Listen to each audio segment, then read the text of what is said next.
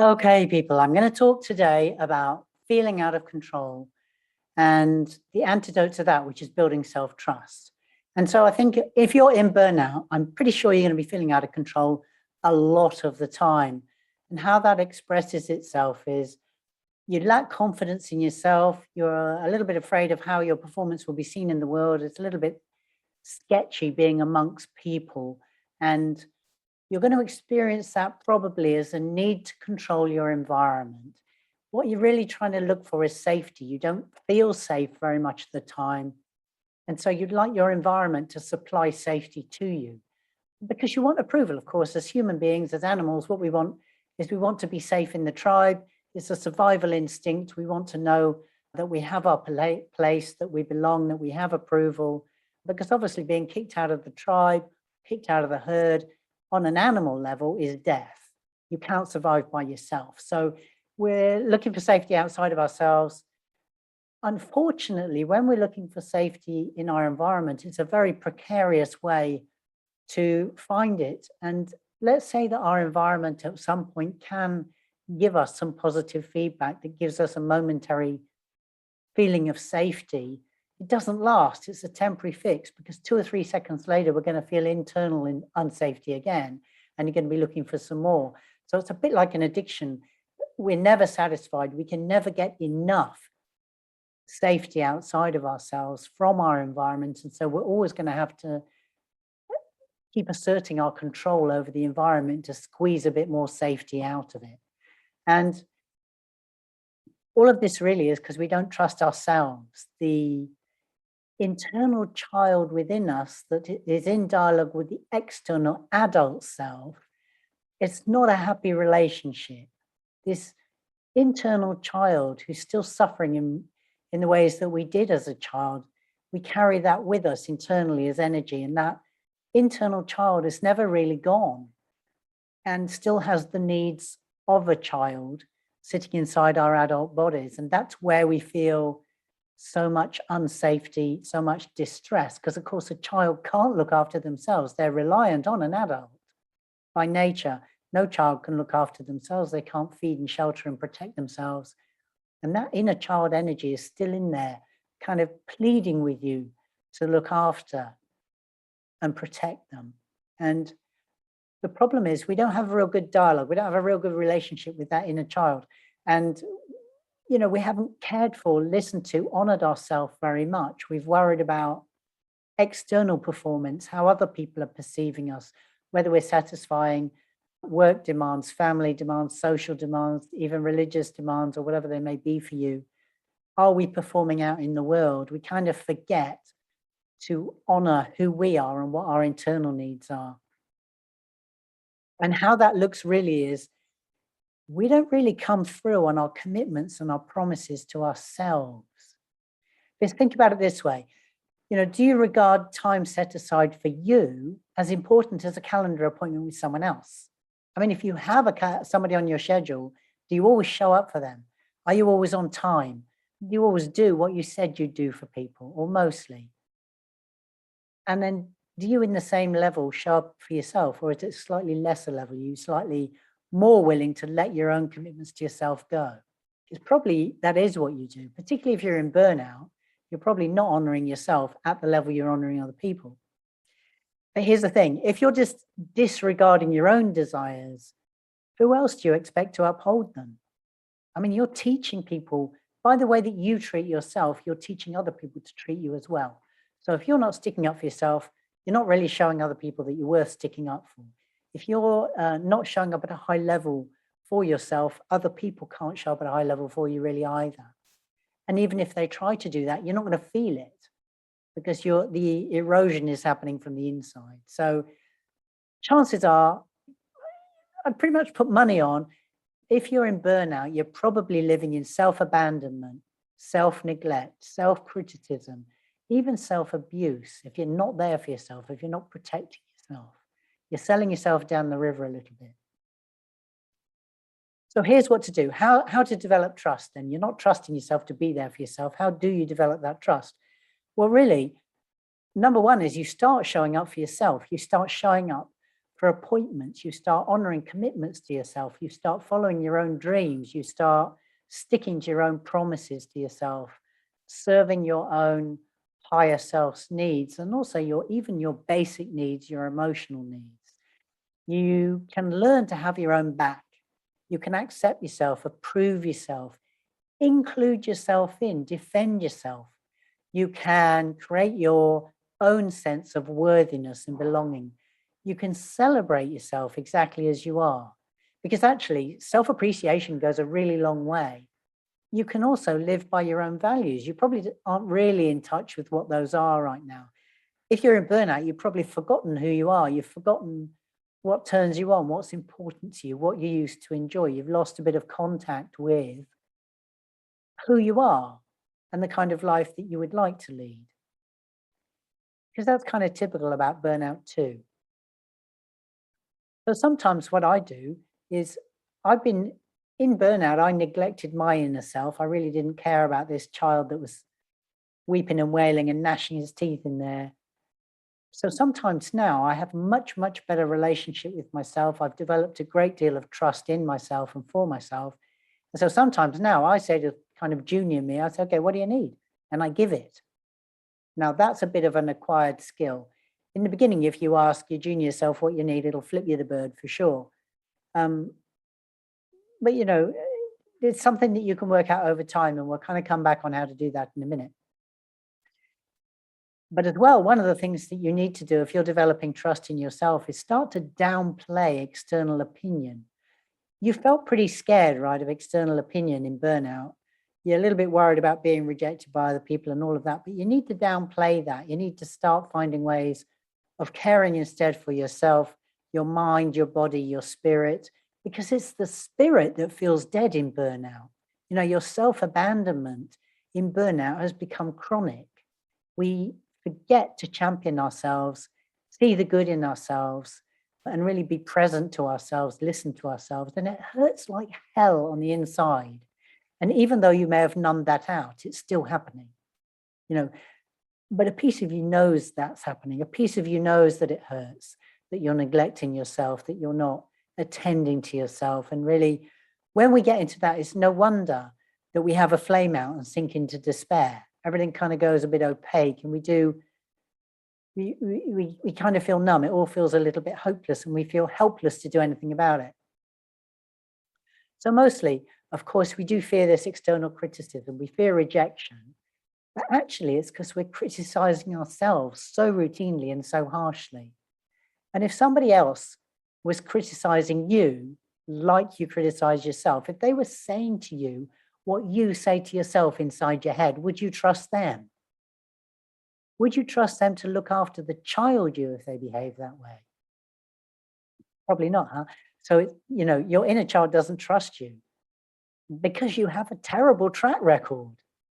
He knows you're not listening. He knows you don't care. He knows you're going to sell him down the river without hesitation. You know, there's no such thing as benign neglect. Neglect is not love. Neglect of someone important to you, particularly a child or another dependent, is actually abuse. Okay, in burnout, you're very well practiced at shitting on yourself. I think that we take that as a given. Fast and furious, all day, every day, really quite nasty. So you tell yourself when you're doing that, it's so that you'll lift your game and perform better. But really, for those of you who know about the model,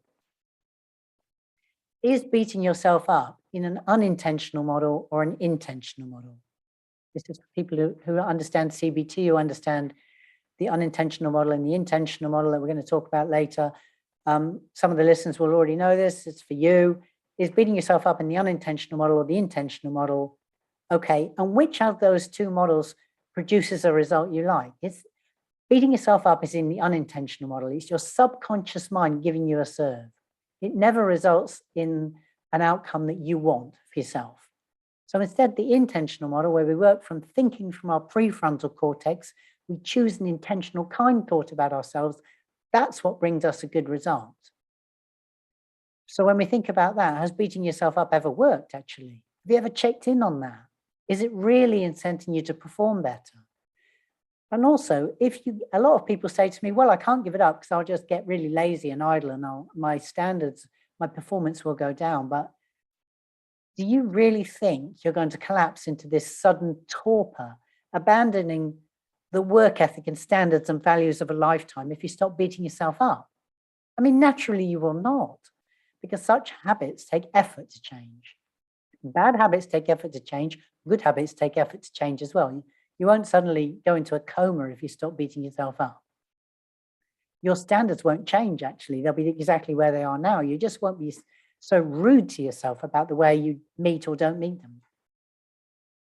And also, beating yourself up pretends to have a protective quality. If I can meet my own stratospheric standards, no one else can judge or criticize or reject or blame me.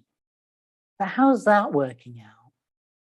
Because other people aren't going to assess you and your efforts by your standards. They'll assess by their own standards. And also from their own self-critic. They may criticize you to escape the pain they feel about themselves, to mitigate their own feelings of inadequacy, unbelonging, injustice, and despair. And if you also think about this, if you've got 10 people in a room, there'll be 10 different sets of standards and even values there. So, good luck pleasing all of the people all of the time. It's basically a fool's errand. You can only be you. Other people's feedback can be taken with a pinch of salt, right? So sometimes it can be constructive, all well and good. Take that on and discard all the rest, because you can ultimately only live by your own standards and your own values. And some of which values, by the way, aren't really yours and probably don't really suit you. You just inherited them as a bundle from your parents and other influential figures in your early life. And you took them as gospel truth ever since, probably never really questioning them. They were so ingrained. So check sometime and write down your values for what a good person does and what a good person says. How do they dress, talk, behave, perform? What should they and should they not do? What are their money, family, religious, social, political, and familial beliefs? Just write all of them out, all of the beliefs you think you have, all of the values you think you have at that level. Write them out, just spew out the whole bunch of them, and you might surprise yourself. Check how many of them really work for you. Because even now, as an adult, if you don't like your values, you don't have to keep them. They're just thoughts you've been thinking for a long time. So it's worth writing them down so that you can check how what system you're operating from and whether you'd like to change it. But on top of that, if you want to develop self-trust, it's going to require a revolution in your relationship with yourself, not with the world, with yourself. And you're going to need to do that consciously, with intention to change, with intention to find yourself worthy as you are, with intention to stop the self-aggression, the war against yourself. You have to stop holding your own head underwater. Well, of course, actually, you don't have to. But if you want to get out of burnout, you do. And here's an exercise to get you going. Here's one that I tried pretty early on. It worked well for me. I have no idea how to work for you, but it might surface things that are useful for you to know. And I recommend it to all of my clients as a beginning, just to take stock of where you are and how you think about yourself. So here it is then. Here's the exercise. You can begin by taking note every morning at the start of each day, and particularly if you wake up feeling stressed and crappy and anxious. Take note every morning of 10 things you appreciate about yourself. Write them down, different things every day. They don't have to be epic. Any tiny thing is fine. But, maybe you just picked up one piece of trash or said a friendly hello to someone or smiled at somebody accidentally. Now, I challenge you to do that exercise every day for a month. And after 30 days, reread them, review them. Imagine when you read those 300 nice things you wrote about yourself, imagine they were about someone else, not you. Would you be inclined to like, respect, even admire that person with those attributes? Do you think that person might be basically decent? Interesting to see what your answer will be. 300 nice things you've written about yourself. You might want to reframe after that the conditions under which you will approve of yourself as a human being. And This also, it took me some time to get to, but I did this exercise myself. And finally, I came down to only 2 conditions under which I would approve of myself as a decent human. Here are mine. Number 1, do I have a good heart? Number 2, am I basically well-intentioned? And I never met anyone ever who didn't meet those criteria. And on my deathbed, if they're still true for me, I will have no regrets. That's what I have for you today. They, for me, are the bare bones of building self-trust. And once you begin to trust yourself, the whole game changes. You start to become the champion of yourself. As my clients sometimes tell me, they learn to give themselves grace for their mistakes once they like themselves enough. And this is how you begin to like yourself. You begin to open the door to viewing yourself in a different way. So when they do this, they get courageous, they get confident. And burnout can't exist in that climate. It thrives on negativity. So this really, it's the beginning of a journey of coming home to yourself. Try it, you'll see. And when you begin to trust yourself, when you begin to build that trust in yourself, to start viewing yourself differently, to begin championing yourself, you're going to start creating internal safety. And once you do that, it's a resource that will always be there. You won't be scrabbling for safety anymore. You won't feel out of control anymore. You can stop looking for safety outside of yourself every moment of every day. You can stop worrying about what other people are thinking and saying about you. So if you feel out of control now in burnout and that's painful for you, you know what to do. Take your beginning with that exercise. And these are the tools I teach and practice with my clients in burnout. You can try them anytime, see how you go. If you're in burnout and you need help, you must join my Burnout to Leadership program. Next time in the podcast, we're going to talk about frustration. So I'll see you then. Please subscribe and rate this podcast. Thank you so much for listening today. I always appreciate that. And you can visit my website at dexrandall.com for the show notes.